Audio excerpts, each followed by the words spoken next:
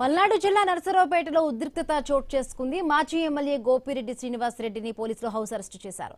MLA చేసిన సవాలుకు చర్చకు తాను సిద్ధంగా ఉన్నారని మాజీ ఎమ్మెల్యే గోపిరెడ్డి తెలిపారు. పోలీసులు తనను హౌస్ అరెస్టు చేయడం బాధాకరమని అన్నారు. ఎమ్మెల్యే వ్యాఖ్యలకు సమాధానం చెప్పడానికి తాను సిద్ధంగా ఉన్నారని తెలిపారు. రాజధాని పేరుతో కూటమి ప్రభుత్వం డబ్బులు దండుకుంటోందని ఆరోపించారు.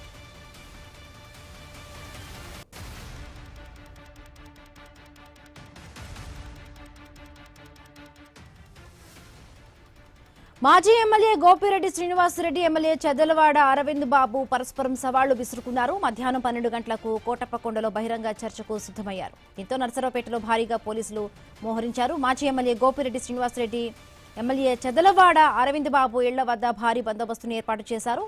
బహిరంగ చర్చకు ఎలాంటి అనుమతులు లేవని పోలీసులు స్పష్టం చేశారు.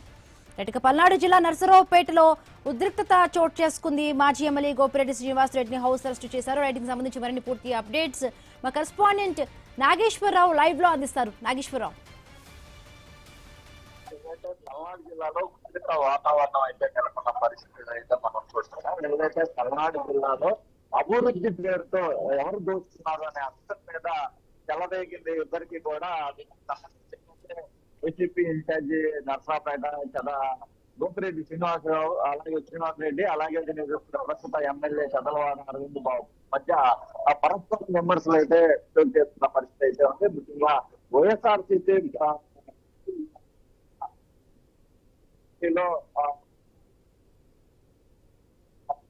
అంశాలు వివాదాస్పదంగా చెలరేగిన పరిస్థితి అయితే ఉంది. ఏదైతే కూటమి పార్టీ అభివృద్ధి పరంగా ముందుకు వెళ్తుంటే వైఎస్ఆర్ చెప్పి ఆ విమర్శలు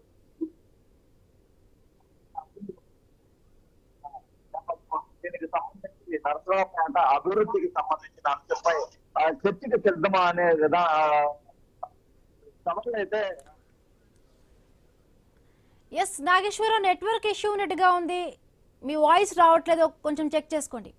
పల్నాడు జిల్లా నరసరావుపేటలో ఉద్రిక్తత చోటు చేసుకుంది. మాజీ ఎమ్మెల్యే గోపిరెడ్డి శ్రీనివాస్ రెడ్డిని పోలీసులు హౌస్ అరెస్టు చేశారు.